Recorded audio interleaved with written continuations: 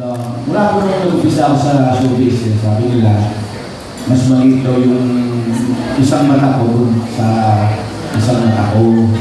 Hindi naman po totoo yun. Mas malaki lang yung isa.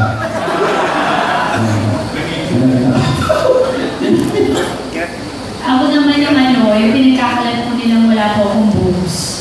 Hindi po totoo yun. Pagkakas na po ng leg chan kagad, kaya hindi po nakikita. Tuloy-tuloy lang po. So, wala. Kahit ano po yan, basta maisulat nyo nga po, masaya na po ako doon. Maalala niyo po ako. Kaya maganda, kaya pangit, God bless you po. Hindi, pero seriously, for the past, I've been in the business for like less than 30 years. Pero nakakatuwa ko na wala namang in my whole life as a singer, ano ba ang ginawa ko, director, TV host, wala po talagang tumira sa akin sobra-sobra. At of course, I'd like to thank the press. Talaga po, ikirahin niyo ako. Maraming salamat for those lovely years. Mabait ka kasi, Director. Oo naman. Well, first, marami namang sayang masama, but I guess everyone's entitled to their own opinion.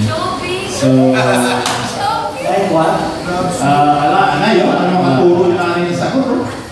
Siyempre, I would wanna bring it up. Being very specific, but meron, pero, ano talaga, hindi natin mapipush lahat ng tao sa lahat ng gagawin natin. Kailangan lang talaga natin ang pinag-importante lang natin sa sarili natin, wala tayong nasasagasaan, wala tayong na-affect ng mga tao. So, opinion nila yan, gusto gawin natin.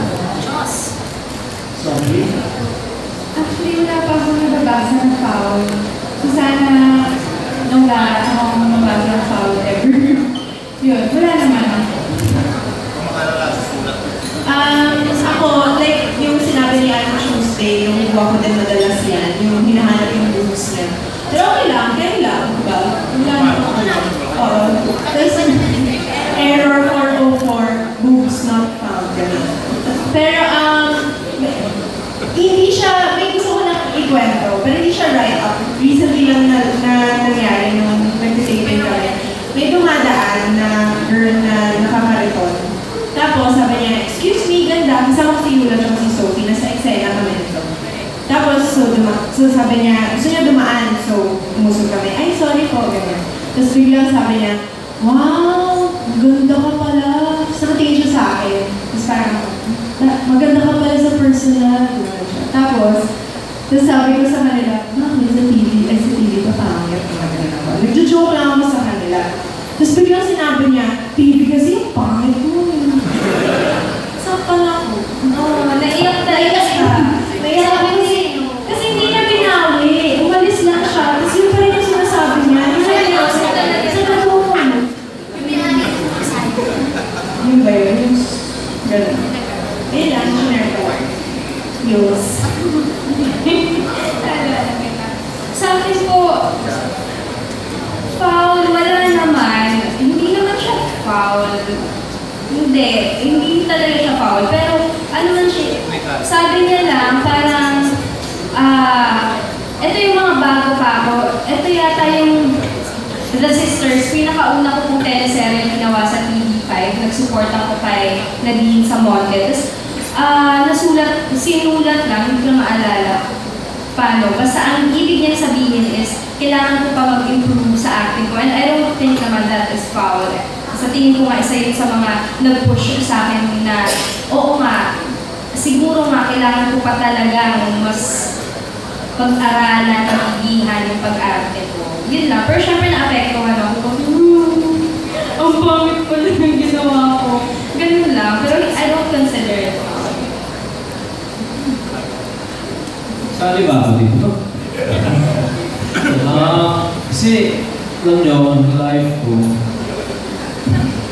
wala naman akong dinaan ng matinding pagsubok talaga. Tsaka kayong mga press, ang babait ko talaga through all these years. napakabait nyo sa amin, na sa akin, no, sa career ko. Kaya wala akong, actually, medyo may salbahin mga sa Twitter. Yung mga nababash, yung mga sinasabi sa akin, halikaw ako, yung mga gano'n. Huwag ka na ano? Parang gano'n. Hindi, ako, lahat naman sa akin, masayahin akong tao, kaya wala, never naging problema yun. No, tama yan, no harm, no foul, wala talaga. Sa akin nasasaktan ako, sinasabi ni Tita Tuesday na may ito. Kulay mo nga yung sabi mo sa mination. Kulay din daw, sabi ko din mo, walang... Sabi ko na mo. Wala naman. Sa basketball, parati naman kasi pag masama yung performance mo, parati na yung ibang nanonood or yung mga fan ng basketball, siyempre may negative kagad na sinasabi. Minsan, manalo matalo eh. Kung sino yung kalaban mo, pag panalo ka, kalaban mo.